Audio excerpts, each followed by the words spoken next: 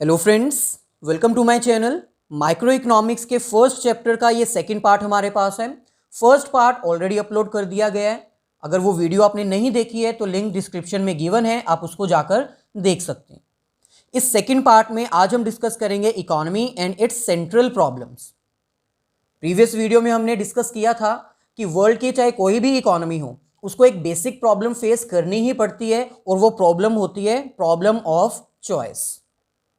सो इसमें आज हम वो प्रॉब्लम्स डिस्कस करेंगे जिनको कि हम सेंट्रल प्रॉब्लम्स कहते हैं। और सेंट्रल प्रॉब्लम्स इसलिए कहते हैं क्योंकि ये प्रॉब्लम हर एक इकोनॉमी में अराइज होती ही हैं, चाहे वो कितनी भी बड़ी इकोनॉमी क्यों ना हो, चाहे वो कितनी ही फास्ट ग्रोइंग इकोनॉमी क्यों ना हो, हर एक इकोनॉमी में प्रॉब्लम ऑफ चॉइस अराइज होती ही है। सो वो प्रॉब्लम्स कौन सी हैं, इनका सॉल्यूशन कैसे फाइंड आउट किया जाता है, वो आज हम डिस्कस करेंगे। सो फर्स्ट ऑफ ऑल हमें प्रॉब्लम ऑफ चॉइस का मीनिंग पता होना चाहिए, जो कि हमने प्रीवियस वीडियो में भी डिस्कस किया था। प्रॉब्लम ऑफ चॉइस का मतलब होता है कि एक इकोनॉमी को ये डिसीजन लेना होता है कि जो उसके पास डिफरेंट ऑल्टरनेटिव्स हैं अपने रिसोर्सेज को यूज करने के लिए, उनमें से कौन से ऑल्टरनेटिव को सिलेक्ट करें ताकि उनके इंडिविजुअल्स जो कि इकोनॉमी में रहते हैं, उनके पीपल्स जो कि उनकी इकोनॉमी में एग्जिस्ट करते हैं, उनकी नीड्स को सेटिस्फाई किया जा सके और हमारे रिसोर्सेज को fully and best utilisation possible हो सके। हमने इकोनॉमी की 3 बेसिक कैरेक्टर्स जो हैं उसको अंडरस्टैंड किया था। उसके बेस के ऊपर हमने कहा था कि प्रॉब्लम ऑफ चॉइस हर एक इकोनॉमी में अराइज होती ही है। वो 3 कैरेक्टर्स क्या थे? फर्स्ट कैरेक्टर हमारे पास था कि कोई भी इकोनॉमी हो, उसके जो इंडिविजुअल्स हैं उनकी वांट्स अनलिमिटेड होती हैं, उनकी डिजायर्स अनलिमिटेड है। सो wants are unlimited।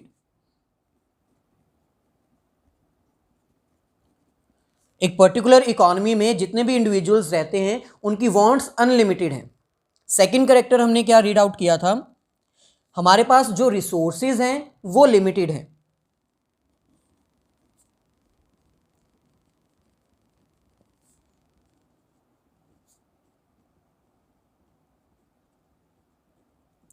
और जो रिसोर्सेज हमारे पास अवेलेबल हैं भी, उनके डिफरेंट ऑल्टरनेटिव्स हैं। इतने सारे चॉइसेस हैं कि हमें उनमें से एक बेस्ट सिलेक्ट करना ही होगा।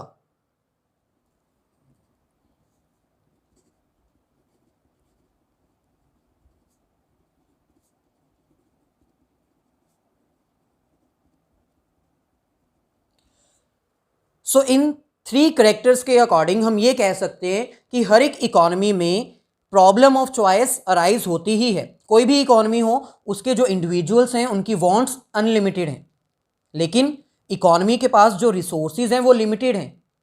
और जो रिसोर्सेज अवेलेबल हैं उनके भी डिफरेंट ऑल्टरनेटिव्स हैं।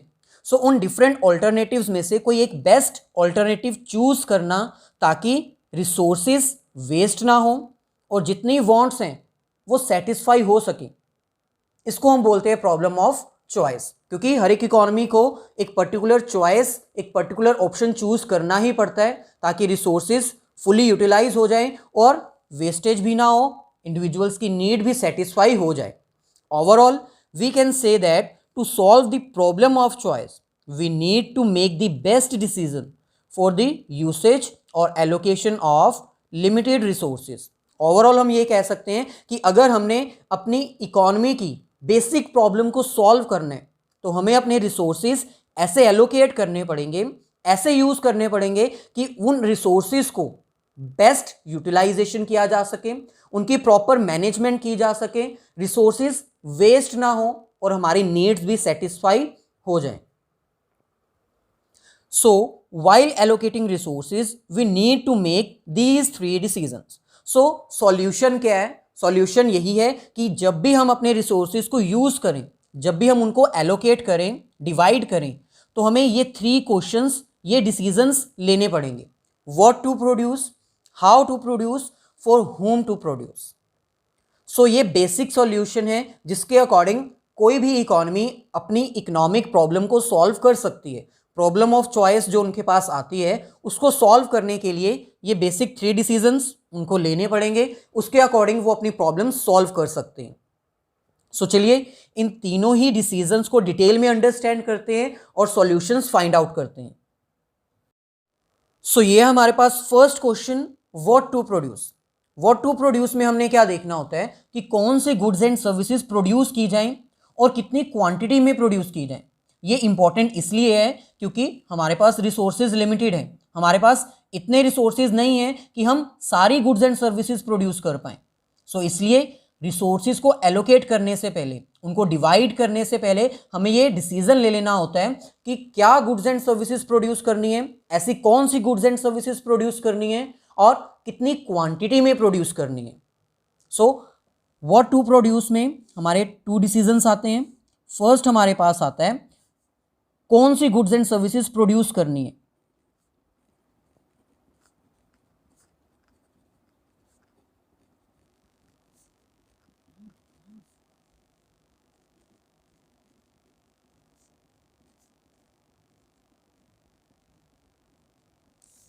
सेकंड हमारे पास आता है कितनी क्वांटिटी में प्रोड्यूस करनी है।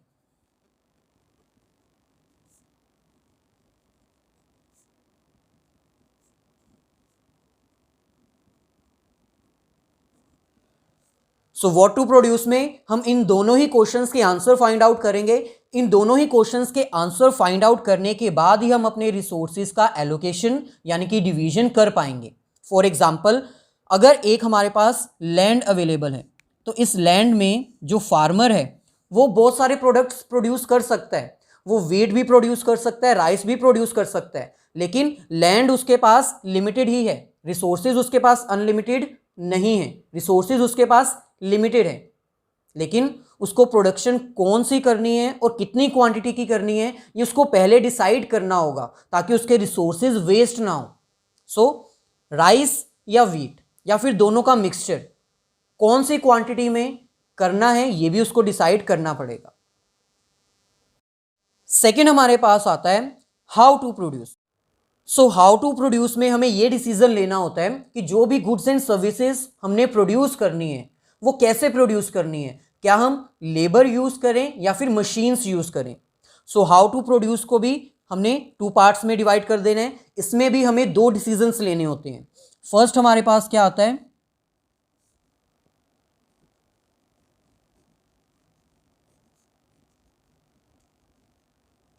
Usage of labour.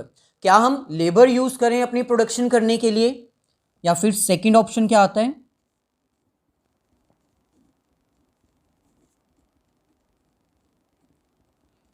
Usage of machines. या फिर हम अपने बिजनेस में मशीन्स का यूज करें अपनी प्रोडक्शन करने के लिए। इन दोनों को आगे फर्दर हमें डिसीजन लेना होगा। अगर कोई ऑर्गेनाइजेशन लेबर का यूज करती है तो उसमें उसका डिसएडवांटेज और एडवांटेज दोनों ही हैं। सो उसको डिसाइड करना होगा लेबर या फिर मशीन। अगर वो लेबर को यूज करती है तो उसकी कॉस्ट तो कम आएगी, लेकिन लेबर्स की efficiency as compare to machines ज़्यादा नहीं होती, क्योंकि लेबर्स जो हैं वो गलतियां करते हैं जिसकी वजह से हमारे रिसोर्सेज वेस्ट होते हैं। दूसरी तरफ अगर कोई ऑर्गेनाइजेशन मशीन को यूज़ करती है तो उसकी कॉस्ट जो है वो ज़्यादा आएगी, लेकिन उसके पास रिसोर्सेज जो हैं उनकी एफिशिएंसी बनी रहेगी, कोई भी रिसोर्स वेस्ट नहीं होगा। सो ये टोटली ऑर्गेनाइजेशन को डिसाइड करना होता है अपने रिसोर्सेज को एलोकेट करने से पहले कि क्या वो लेबर यूज़ करे या फिर मशीन्स। अगर वो लेबर को यूज़ करती है तो हम उसको क्या बोलते हैं, लेबर इंटेंसिव।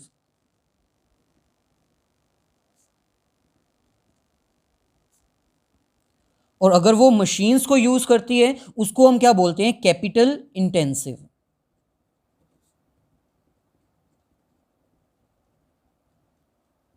सो एक ऑर्गेनाइजेशन को हाउ टू प्रोड्यूस में दो डिसीजंस लेने होते हैं और दोनों का डिसीजन ऑर्गेनाइजेशन के ऊपर ही डिपेंड करता है कि उसको कौन सा एडवांटेज ज़्यादा अच्छा लगता है। क्या उसको कॉस्ट कम करनी है या फिर उसको एफिशिएंसी चाहिए। सो अगर उसको कॉस्ट कम करनी है तो वो लेबर को यूज़ करेगी, लेकिन अगर उसको एफिशिएंसी चाहिए तो वो मशीन्स को यूज़ करेगी। नेक्स्ट हमारे पास है for whom to produce. For whom to produce में हमें ये फाइंड आउट करना होगा कि एक इकोनॉमी जो है वो किसके लिए प्रोडक्शन करना चाहती है, रिच पर्सन्स के लिए या फिर पुअर पर्सन्स के लिए। सो इसमें हमें ये डिसीजन लेना होगा कि प्रोडक्शन जो है वो किसके लिए की जाए। इसमें भी हमारे पास दो डिसीजंस आ जाते हैं। फर्स्ट हमारे पास आता है रिच पर्सन्स के लिए या फिर पुअर पर्सन्स के लिए। एक इकोनॉमी जो है, एक ऑर्गेनाइजेशन जो है, वो अपना डिसीजन लेना चाहेगी अपने रिसोर्सेज को एलोकेट करने से पहले। अगर एक इकोनॉमी में रिच पर्सन्स ज़्यादा हैं तो उस इकोनॉमी में जो लग्जरी गुड्स हैं वो ज़्यादा मैन्युफैक्चर की जाएंगी, उस तरफ रिसोर्सेज ज़्यादा एलोकेट किए जाएंगे। लेकिन अगर किसी इकोनॉमी में पुअर पर्सन्स ज़्यादा हैं तो उस इकोनॉमी के लिए जो नेसेसिटी गुड्स होती हैं उनकी प्रोडक्शन ज़्यादा की जाएगी और उनके अकॉर्डिंग रिसोर्सेज जो हैं वो एलोकेट किए जाएंगे। सो इसमें भी हमें ये डिसीजन लेना होगा और ये डिसीजन डिपेंड करता है डिस्ट्रीब्यूशन ऑफ इनकम के ऊपर। अगर एक इकोनॉमी में इनकम डिस्ट्रीब्यूशन का लेवल इक्वल है, मींस सबको जो इनकम है वो इक्वल लेवल पर पे की जाती है, 50,000 तो सबको 50,000 ही मिलता है, उस केस में एक इकोनॉमी में जो रिच पर्सन्स हैं वो ज़्यादा होंगे क्योंकि इक्वालिटी है डिस्ट्रीब्यूशन में। सो उस केस में रिच प्रोडक्ट्स, लग्जरी गुड्स ज़्यादा मैन्युफैक्चर की जाएंगी। लेकिन इनकम डिस्ट्रीब्यूशन इक्वल नहीं है, किसी को इनकम बहुत ज़्यादा मिल रही है और किसी को शायद कुछ मिल भी नहीं रही इनकम, तो उस केस में पुअर पर्सन्स उस इकोनॉमी में ज़्यादा होंगे, तो उसके अकॉर्डिंग उनको रिसोर्सेज पुअर पर्सन्स के लिए, नेसेसिटी गुड्स के लिए ज़्यादा प्रोवाइड करने पड़ेंगे। सो ओवरऑल अगर कहा जाए तो ये बेसिक 3 डिसीजंस हैं जो आपको लेने होंगे, कौन से प्रोडक्ट्स मैन्युफैक्चर करने हैं और कितनी क्वांटिटी में करने हैं। जितने भी गुड्स मैन्युफैक्चर करने हैं वो किसके थ्रू करने हैं, लेबर के थ्रू या फिर मशीन की यूसेज से। जो हमने प्रोडक्ट्स मैन्युफैक्चर करने हैं वो किसके लिए हमने बनाने हैं, रिच पर्सन्स के लिए या फिर पुअर पर्सन्स के लिए। सो ये बेसिक प्रॉब्लम्स हैं, ये बेसिक डिसीजंस हैं जो प्रॉब्लम को सॉल्व करने के लिए एक इकोनॉमी को लेने होते हैं। सो चलिए अब हम ये फाइंड आउट कर लेते हैं कि कौन से इकोनॉमी के लिए कौन सा डिसीजन बेस्ट है। इट मीन्स एक इकोनॉमी रिच पर्सन्स के लिए गुड्स मैन्युफैक्चर करें या पुअर पर्सन्स के लिए, एक इकोनॉमी लेबर यूज़ करे या फिर मशीन्स यूज़ करे, एक इकोनॉमी प्रोडक्शन कितनी करे और कौन से गुड्स एंड सर्विसेज की करे, इसका डिसीजन हमें लेना होगा। वो डिसीजन डिपेंड करता है टाइप ऑफ इकोनॉमी में, वो इकोनॉमी कैसी है। सो नेक्स्ट हमारे पास है solution of central problems in different economies. जो अभी हमने डिसीजंस फाइंड आउट किए, जो डिसीजंस हमारे इकोनॉमिक प्रॉब्लम को सॉल्व कर सकते हैं, वो डिपेंड करते हैं इकोनॉमी की टाइप के ऊपर। इकोनॉमी जो है उसको बेसिकली हम 3 पार्ट्स में डिवाइड कर सकते हैं। फर्स्ट हमारे पास आती है फ्री इकोनॉमी। फ्री इकोनॉमी एक ऐसी इकोनॉमी होती है जिसमें सेंट्रल गवर्नमेंट का या किसी भी गवर्नमेंट का कोई रोल नहीं होता। वो इकोनॉमी बिल्कुल फ्री है, वो अपने डिसीजंस खुद ले सकती है। सेकंड हमारे पास आती है सेंट्रल प्लान्ड इकोनॉमी या फिर सेंट्रल अथॉरिटीज ऑफ गवर्नमेंट। इसमें क्या होता है, जो सेंट्रल गवर्नमेंट होती है उसका पूरा कंट्रोल होता है, जो भी डिसीजंस लेने होते हैं वो सेंट्रल इकोनॉमी ही लेती है, सेंट्रल गवर्नमेंट ही लेती है, उसकी डिसीजंस के अकॉर्डिंग ही पूरी इकोनॉमी जो है वो चलती है। लास्ट हमारे पास आती है मिक्स्ड इकोनॉमी। मिक्स्ड इकोनॉमी उसको बोला जाता है जिसमें फ्री इकोनॉमी और सेंट्रल इकोनॉमी दोनों के कैरेक्टर्स अवेलेबल हों।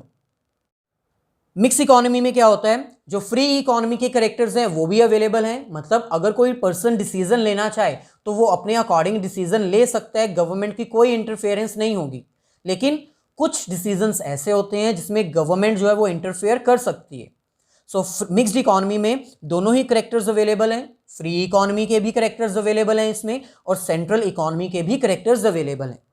सो चलिए अब हम फर्स्ट इकोनॉमी फ्री इकोनॉमी को डिस्कस करते हैं और ये फाइंड आउट करते हैं कि अगर कोई इकोनॉमी फ्री है, मार्केट इकोनॉमी है, तो उस केस में तीनों ही डिसीजंस कैसे लिए जाते हैं। फर्स्ट डिसीजन क्या होता है, व्हाट टू प्रोड्यूस।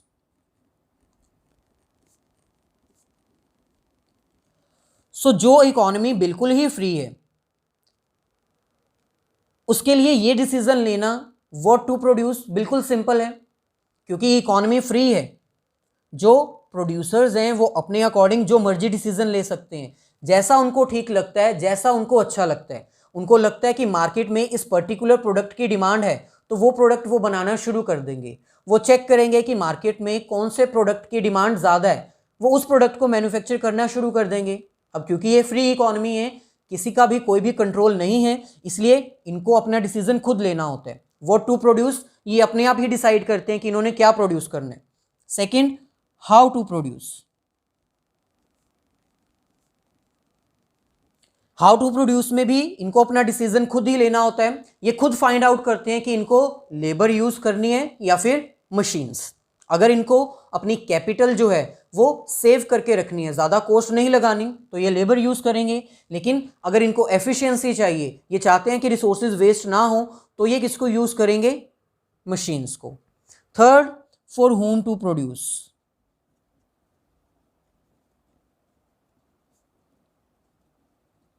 इसका भी डिसीजन ये खुद ही लेते हैं। ये खुद ही फाइंड आउट करते हैं कि ऐसे कौन से इंडिविजुअल्स हैं जो हमारे प्रोडक्ट को बाय कर सकते हैं, ये उनके लिए मैन्युफैक्चरिंग करते हैं। ये पर्सन्स फाइंड आउट कर लेते हैं किनके पास पेइंग कैपेसिटी है, कौन हमारे प्रोडक्ट्स को परचेज कर सकता है। जो इनके प्रोडक्ट को परचेज कर सकता है, ये उनके लिए ही मैन्युफैक्चरिंग करते हैं। सो मार्केट इकोनॉमी में कोई भी कंफ्यूजन नहीं है, क्या प्रोड्यूस करना है, कितनी क्वांटिटी में प्रोड्यूस करना है, किसके लिए प्रोड्यूस करना है और कौन सी टेक्नोलॉजी को यूज करना है, ये टोटली पर्सन्स के ऊपर डिपेंड करते हैं। वो अपने आप डिसीजंस लेते हैं। नेक्स्ट हमारे पास आता है central planned economy. Central planned economy वो इकोनॉमी है जिसमें कि सेंट्रल गवर्नमेंट अपने अकॉर्डिंग डिसीजंस अप्लाई करती है। आप अपने आप कोई भी डिसीजन नहीं ले सकते। जो भी डिसीजन है वो सेंट्रल इकोनॉमी, सेंट्रल गवर्नमेंट का ही माना जाएगा। व्हाट टू प्रोड्यूस, क्या प्रोड्यूस किया जाए, जो सोसाइटी के लिए बेनिफिशियल है वो प्रोड्यूस करो। कितनी क्वांटिटी में प्रोड्यूस करना है, जितनी क्वांटिटी में इंडिविजुअल सेटिस्फाई हो सके उतना प्रोड्यूस करो। हाउ टू प्रोड्यूस, कैसे प्रोड्यूस करना है, सो ये भी इकोनॉमी के ऊपर ही डिपेंड करता है।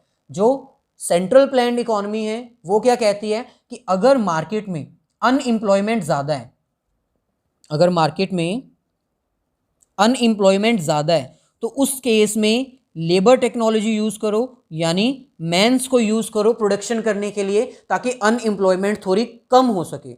अगर ओवर द फुल एम्प्लॉयमेंट है, एम्प्लॉयमेंट ज़्यादा ही मिली हुई है, तो उस केस में आप क्या यूज़ कर सकते हो? कैपिटल इंटेंसिव, यानी कि मशीन्स को यूज़ कर सकते हो। अगर इकोनॉमी में अनएम्प्लॉयमेंट है ही नहीं तो मशीन्स यूज़ करो। मतलब इस इकोनॉमी में आप अपने आप डिसीजन नहीं ले सकते। सेंट्रल गवर्नमेंट जो डिसीजन प्रोवाइड करती है उसके अकॉर्डिंग ही आपको डिसीजन लेना होता है। फॉर होम टू प्रोड्यूस, किसके लिए प्रोड्यूस किया जाए, ये भी सेंट्रल गवर्नमेंट ही डिसाइड करती है। Central government direct instructions provide करेगी कि ज़्यादा गुड्स आप पुअर सेक्शंस के लिए डेवलप करोगे, चाहे इससे इकोनॉमी को बेनिफिट हो चाहे ना हो। क्यों? क्योंकि वो सोशल वेलफेयर करना चाहती है, सोसाइटी में जितने भी इंडिविजुअल्स हैं उन सब की नीड्स को सेटिस्फाई करना चाहती है। सो ओवरऑल अगर कहा जाए व्हाट टू प्रोड्यूस, उनके लिए प्रोड्यूस किया जाए जिनको ज़रूरत है। कितनी क्वांटिटी में प्रोड्यूस किया जाए जिससे उनकी सेटिस्फेक्शन पूरी हो सके। कौन सी टेक्नोलॉजी यूज़ करनी है डिपेंड करता है अनएम्प्लॉयमेंट या फिर एम्प्लॉयमेंट लेवल पर। और किनके लिए प्रोड्यूस किया जाए? पुअर सेक्शन के लिए, ताकि सोशल वेलफेयर हो सके। नेक्स्ट हमारे पास आता है मिक्स्ड इकोनॉमी। मिक्स्ड इकोनॉमी में डिसीजंस जो हैं वो डिपेंड करते हैं इंडिविजुअल्स के ऊपर भी और सेंट्रल गवर्नमेंट के ऊपर भी।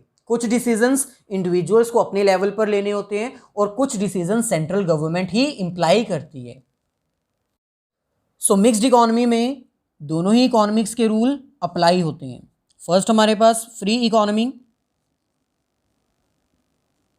और सेकंड हमारे पास central authority of government.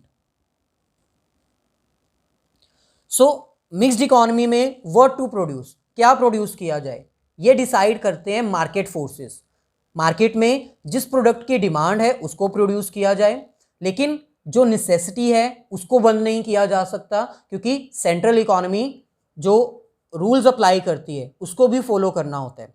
So what to produce में दोनों ही आ जाते हैं। हमें नेसेसिटी गुड्स भी प्रोड्यूस करनी है, लग्जरी गुड्स भी प्रोड्यूस करनी है, और जिसकी डिमांड है उसको तो प्रोड्यूस करना ही है।